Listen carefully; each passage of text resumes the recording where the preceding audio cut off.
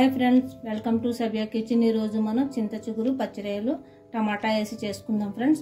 దానికి కావాల్సిన ఇంగ్రీడియంట్స్: చింత చిగురు, మీడియం సైజు ఉల్లిపాయలు 2 చిన్న ముక్కలు చేసుకుని, 4 పచ్చిమిరపకాయలు ఫ్రెండ్స్, 2 టమాటాలు, ఉప్పు పసుపు వేసిన పచ్చిరేలు, చెంచాడు కారం, తగిన ఉప్పు, కొద్దిగా పసుపు, ఆయిల్. కడాయి పెట్టుకుని స్టవ్ ఆన్ చేసుకుందాం. సరిపడగా ఆయిల్ పోసుకుందాం. ఆయిల్ వేడెక్కాక మనం పచ్చిరేలు వేసుకుందాం. ఇప్పుడు పచ్చిమిరపకాయ వేసుకుందాం.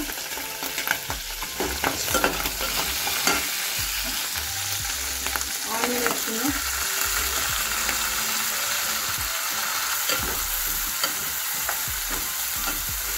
ఇప్పుడు మనం సరిపడగా ఉప్పు వేసుకుని 5 నిమిషాలు ఉల్లిపాయలు బాగా మగ్గబెట్టుకోవాలి.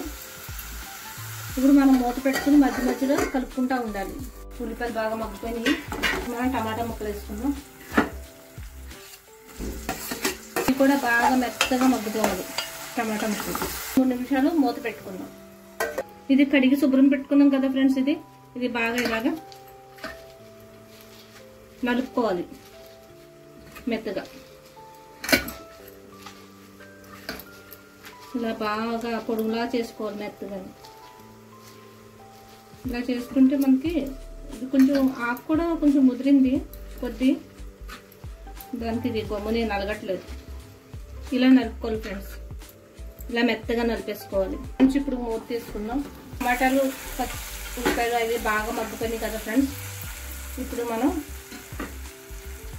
కారం ఉంది కదా, కారం సరిపడగా నేను 1 స్పూన్ కారం తీసుకున్నాను. కొద్దిగా పసుపు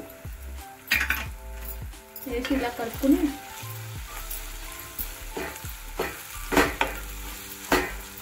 ఇప్పుడు మన ఈ చింతకూర ఉంది కదా, నలిపి పెట్టుకున్న చింతకూర, ఇది ఇందులో వేసుకుందాం ఫ్రెండ్స్.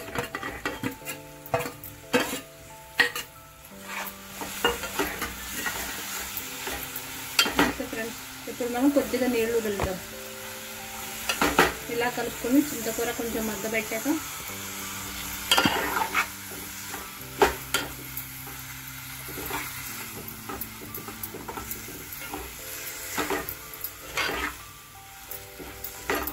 ఒక్క 2 నిమిషాలు మగ్గబెట్టాలి ఫ్రెండ్స్ ఇది చింతకూర. ఇప్పుడు మనం కొంచెం నీళ్ళు వదులుకుందాం.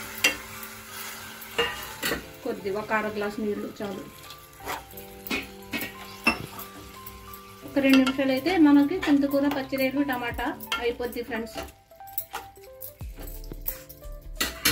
ఇప్పుడు 2 నిమిషాలు మూత పెట్టుకుందాం.